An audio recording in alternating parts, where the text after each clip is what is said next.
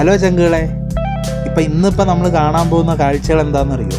ഞാൻ ഷാർജയിൽ നിന്ന് നാട്ടിലേക്ക് വരുമ്പോഴുള്ള അവിടുത്തെ, അതായത് ഇപ്പം ഞാൻ ഇരിക്കുന്നത് ദുബായിലെ ജബലലി എന്ന് പറയുന്ന സ്ഥലത്താണ്. അപ്പോൾ അവിടെ നിന്ന് ഷാർജ എയർപോർട്ട് വരെയുള്ള ഭാഗങ്ങൾ, അതുപോലെ എയർപോർട്ട് എത്തി അതിനകത്താൽ കുറച്ച് കാഴ്ചകൾ, ഡ്യൂട്ടി ഫ്രീയിലെ കാഴ്ചകൾ, പിന്നെ അങ്ങനെ ഫ്ലൈറ്റ് കയറുന്നതും ലാൻഡ് ചെയ്യുന്നതും, ആ ഒരു കാര്യങ്ങളാണ് ഇപ്പം ഇന്നത്തെ വീഡിയോയിൽ കാണുന്നത്. കുറച്ച് ലെങ്ത് ആയിരിക്കും, ഏകദേശം ഒരു 10 മിനിറ്റ് വരുമായിരിക്കും വീഡിയോ.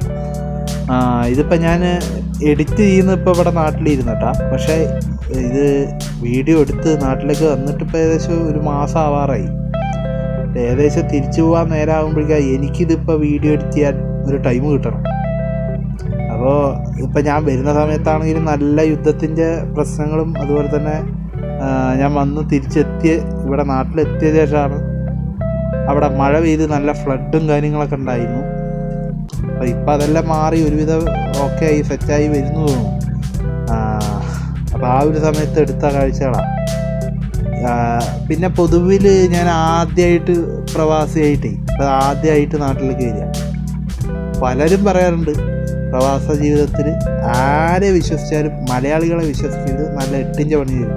സത്യം തന്നെയാണ്, മലയാളികൾ തന്നെയാണ് അവിടെ മലയാളികൾക്ക് പാരയായിട്ട് നിൽക്കുന്നത്. പക്ഷേ അങ്ങനെ അല്ലാതെ നിൽക്കുന്ന സ്നേഹമുള്ളവരും ഉണ്ട്. അതിൽ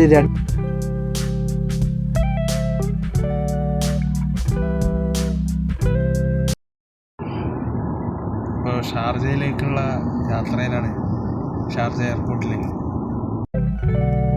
അപ്പം ഞാൻ നേരത്തെ പറഞ്ഞതിൻ്റെ കണ്ടിന്യൂ ചെയ്യണം. അപ്പം മലയാളികളിൽ എല്ലാവരും മോശപ്പെട്ടവരല്ല. അതിൽ ഇപ്പം ഞാൻ നാട്ടിലെത്തിയിട്ട് എന്നെ അന്വേഷിച്ച 2 പേരുണ്ട്. ഒന്ന് ജോബിൻ ചേട്ടൻ, അതുപോലെ അനുചേട്ടൻ.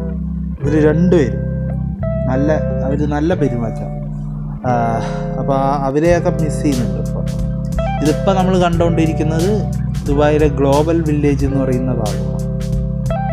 ഇതിനകത്തേക്ക് ഞാൻ ഇതുവരെ പോയിട്ടില്ല, അല്ല ഇതിന് ടൈം കിട്ടിയിട്ട് മെനക്കെട്ടിട്ടില്ല. അത് സംഭവം ഒരു പ്രാവശ്യം ഇവിടേക്ക് പോകണമെന്നുണ്ട്. ഈ കഴിഞ്ഞ ഒക്ടോബറിലാണ് ഗ്ലോബൽ വില്ലേജ് ഓപ്പൺ ആയത്. 2025 ഒക്ടോബറിലാണ് ഓപ്പൺ ആയതെന്ന് അറിയാൻ കഴിയും. ഇതിപ്പോൾ എത്ര മാസം വരെ ഉണ്ടാവുമെന്നൊന്നും എനിക്ക് അതിനെക്കുറിച്ചൊന്നും അറിയില്ല. ഒരു പ്രാവശ്യം എന്തായാലും പോകണം ഇവിടേക്ക്.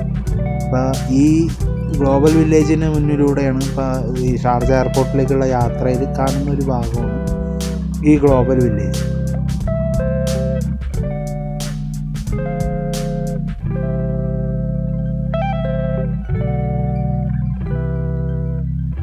ഞാൻ രാവിലെ തന്നെ ഇറങ്ങി, കാരണം ഞാൻ പുറപ്പെടുന്നതിൻ്റെ തലേന്നൊക്കെ നല്ല മഴ ഉണ്ടായിരുന്നു. മഴ മാത്രമല്ല, ബ്ലോക്കിൽ ഒരുപാട്, ഇപ്പോൾ ഒരു അരമണിക്കൂർ കൊണ്ട് എത്തേണ്ട വണ്ടി ഒരു 2 മണിക്കൂർ കൊണ്ടൊക്കെയാണ് എത്തുന്നതെന്നൊക്കെ അറിയാൻ കഴിഞ്ഞു ഈ പുറപ്പെടുന്നതിൻ്റെ തലേന്ന്.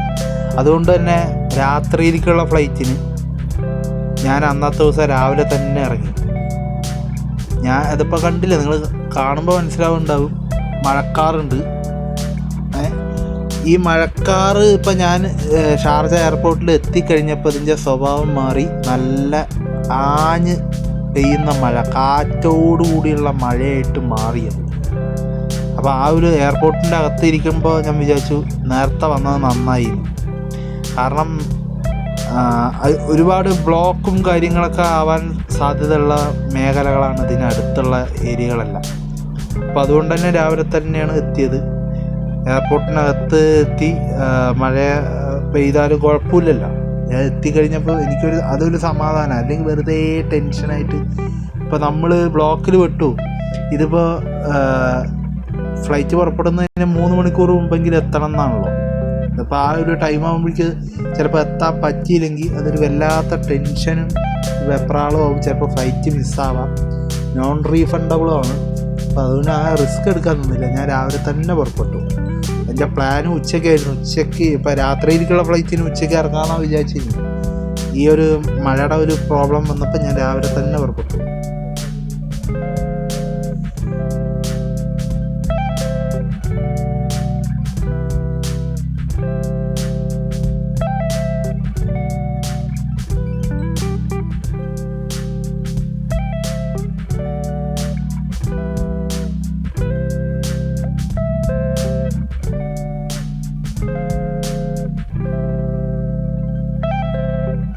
ഞാൻ എയർപോർട്ടിൻ്റെ അകത്തെത്തി. അങ്ങനെ ഞാൻ എയർ അറേബ്യയിലാണ് പോയി. അതിൻ്റെ ചെക്ക് ഇൻ ചെയ്യുന്ന ഭാഗത്തിൻ്റെ അടുത്ത് ഇരുന്നു.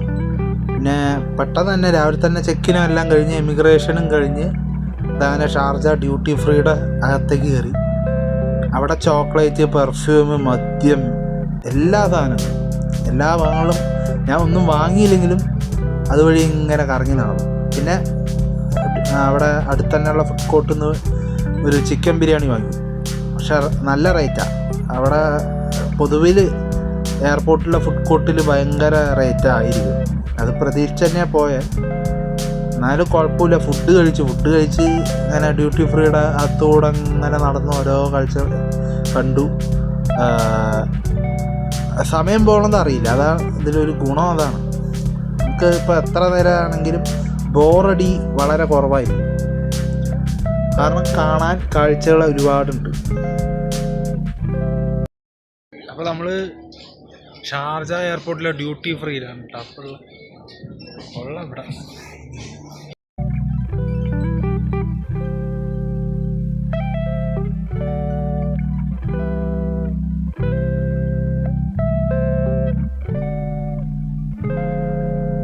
ഇവിടെ പല തരത്തിൽ wine, red wine, white wine, അങ്ങനെ കുറേ വൈനുകളുടെ ശേഖരം, ബീറിൻ്റെ ശേഖരം, ബ്രാൻഡിയുടെ സെക്ഷൻ, വിസ്കിയുടെ സെക്ഷൻ.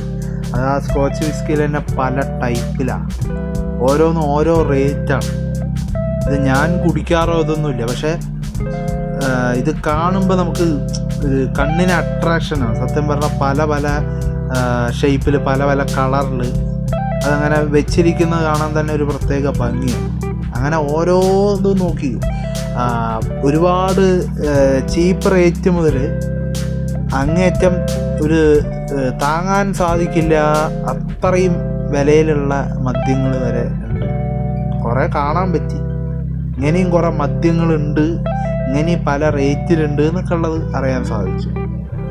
അപ്പം അങ്ങനെ അതിനകത്ത് ഇതിപ്പോൾ ഷാർജ ഡ്യൂട്ടി ഫ്രീ ആണ്. ഷാർജ എയർപോർട്ടിലെ ഡ്യൂട്ടി ഫ്രീ ആണ്.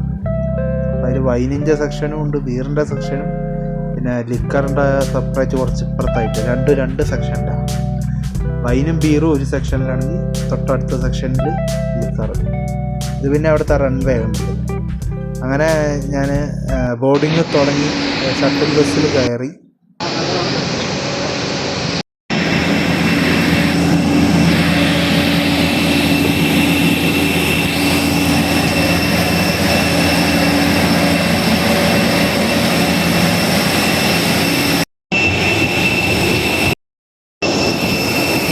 അങ്ങനെ ഫ്ലൈറ്റ് കയറി ഷാർജയിൽ നിന്ന് കോയമ്പത്തൂരിലേക്ക്.